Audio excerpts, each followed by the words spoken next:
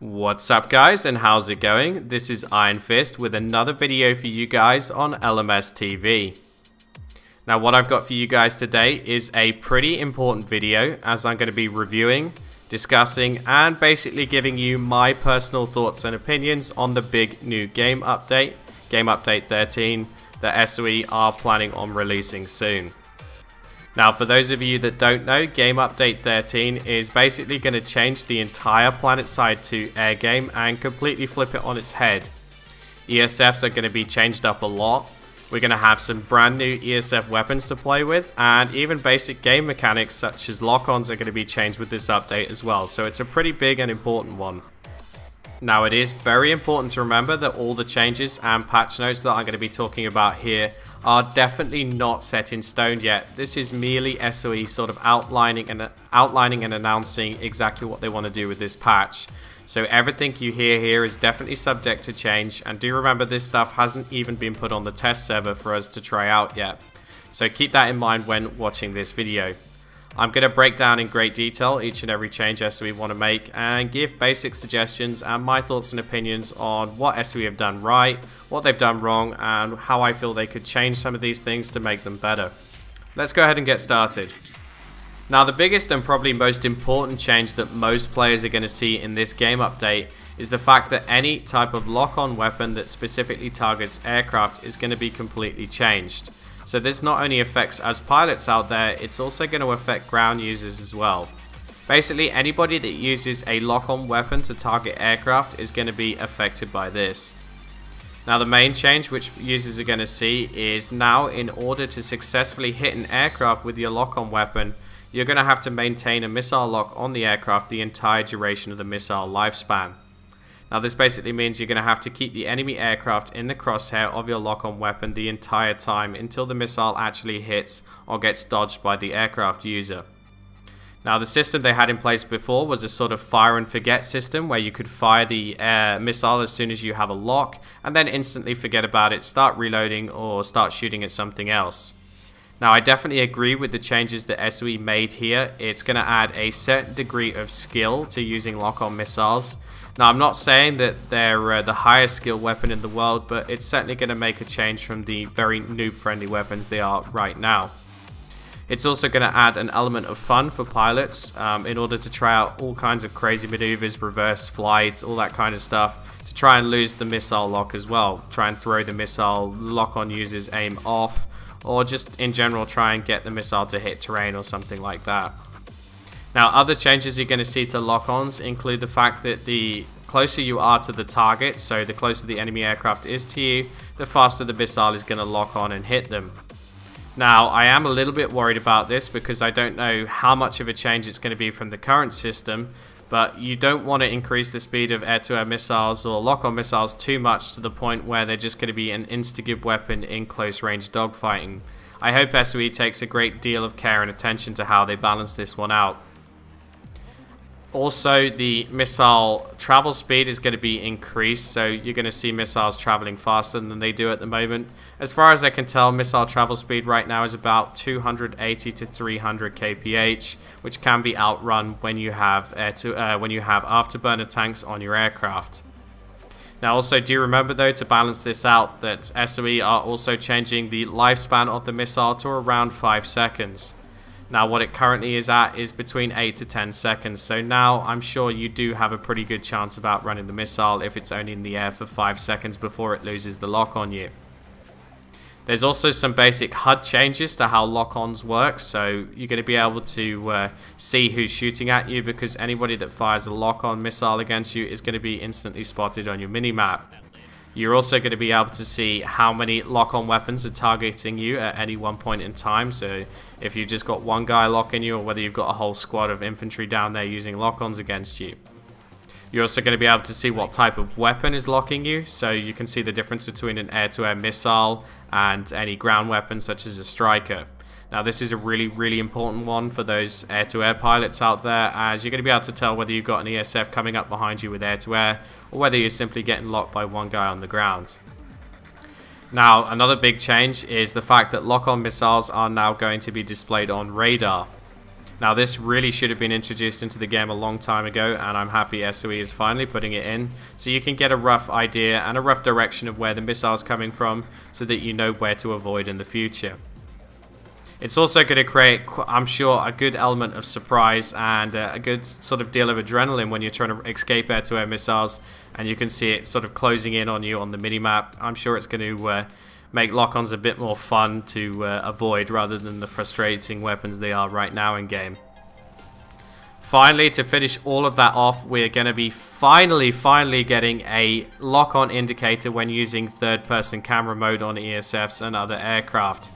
Now again, this really should have been added in at the very beginning of the game, and I'm kind of disappointed that it took SOE so long to actually implement this, but again, I am happy that they're finally putting it in the game.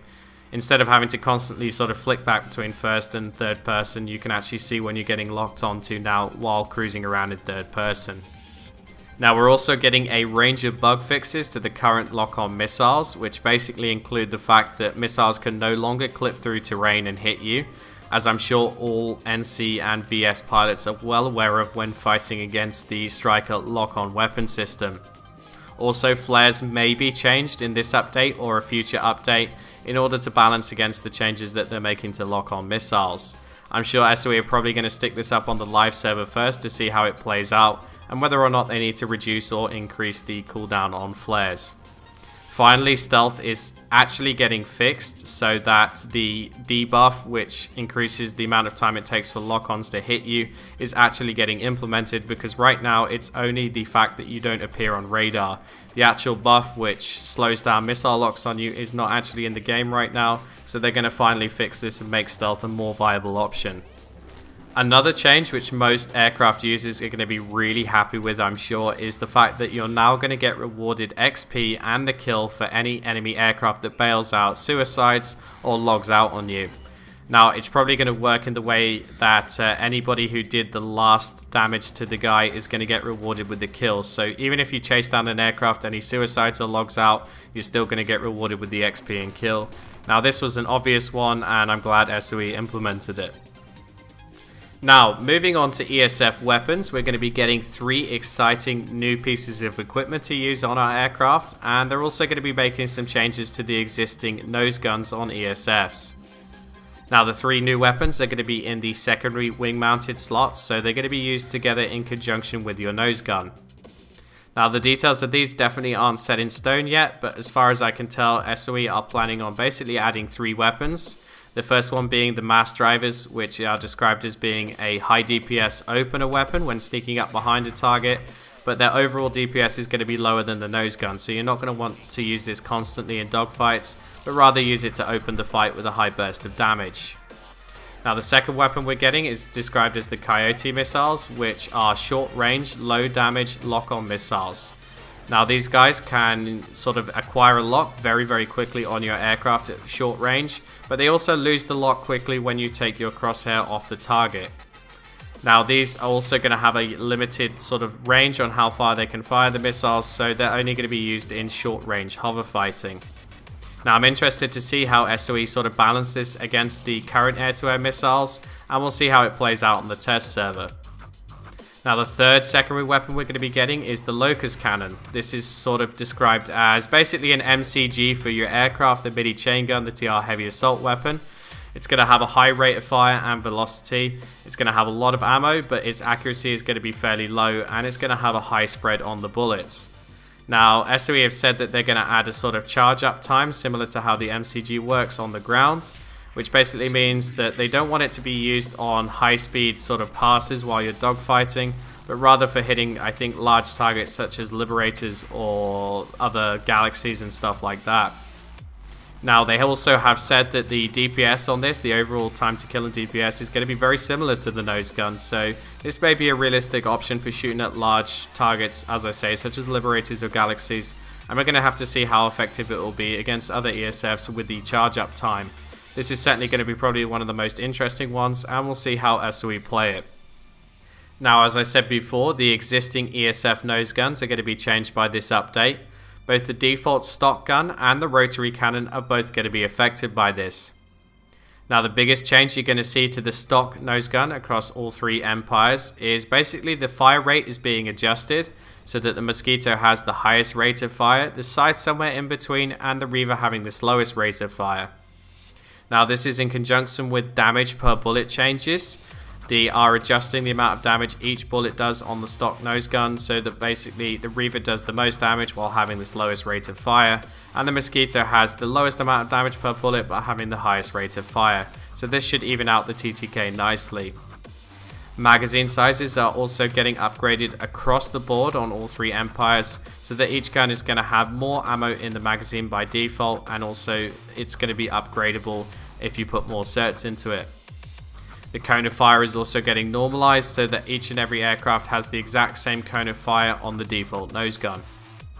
Fall off damage is going to be included in this update so that your bullets, just like on the ground, are going to do less damage at range and obviously do their maximum damage at point blank close range. Now the Reaver is going to be least affected by this and is going to have the longest range on their nose cannon before the bullets start doing less damage. The Scythe is also getting a couple of buffs in terms of their default and their rotary guns. The reload speed is being lowered past the other two, so the Scythe will have the fastest reload. And also the projectile speed of the bullets of the Scythe default gun is also getting increased, so that it will have a higher bullet velocity than the other two Empires. Now moving on to the air-to-air rotary cannons, the biggest changes most pilots are going to see is the fact that the rate of fire across all three Empires is being lowered. Now they're also putting this in conjunction with the fact that each bullet is going to do much more damage per shot. So it's basically going to work out, they've said, as the same TTK, the same time to kill that the current rotary weapons have, but you're going to have to fire less bullets to do so and be a little bit more accurate. Now to sum this up, basically the Mosquito is going to have the highest rate of fire, the lowest damage per bullet. The Scythe again in the middle ground, somewhere in between, with the Reaver having the lowest rate of fire and also the highest damage per bullet. Now do also remember that they're completely changing the amount of ammunition in the magazines, so all magazine sizes are getting reduced and the overall ammo capacity of the rotary weapon is getting reduced as well. Now this is something I am a little bit worried about, as I'm afraid that they're not going to give us enough ammo on our rotary cannons even when fully upgraded. But again, we'll have to see how SOE play this one out. I think they definitely need to be careful with this to keep the rotary a viable option in combat. Now SOE also want to give us another option for our wing mounted secondary slots, which is of course the afterburner tanks. Afterburner tanks in this game update are going to be getting their own certification line so that you can use certification points in order to upgrade them. Now I'm really not sure whether afterburner tanks are still going to be a viable option after this game update, due to the fact of course that we're getting 3 new air-to-air based wing mounted weapons, which is going to have a great increase on DPS in dogfighting. Again, this is something that we're going to have to test out, I'm pretty sure, on the test server and see how viable they still are. The basic rumors that I've heard in terms of the afterburner tanks is that we're going to be able to increase the amount of afterburner fuel they hold and also increase the regen time on the afterburner fuel so that you get it back faster after using it. Now finally, to round this game update review off, I'm going to talk about something which I'm really genuinely excited for, and I'm really looking forward to how SOE implement this in the game. They're planning on giving repair and ammo certifications for your Galaxy so that you can rearm and repair friendly aircraft in midair. I think this is going to give a really cool metagame change to how air-to-air dogfighting works at the moment.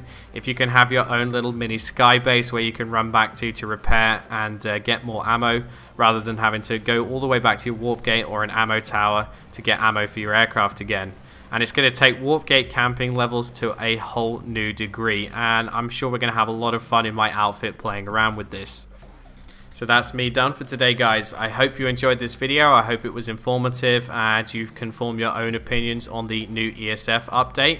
If you do have your own sort of comments or suggestions, do leave them in the comments section below the video and I will respond to as many as I can. Until next time, guys, take it easy and have a good one.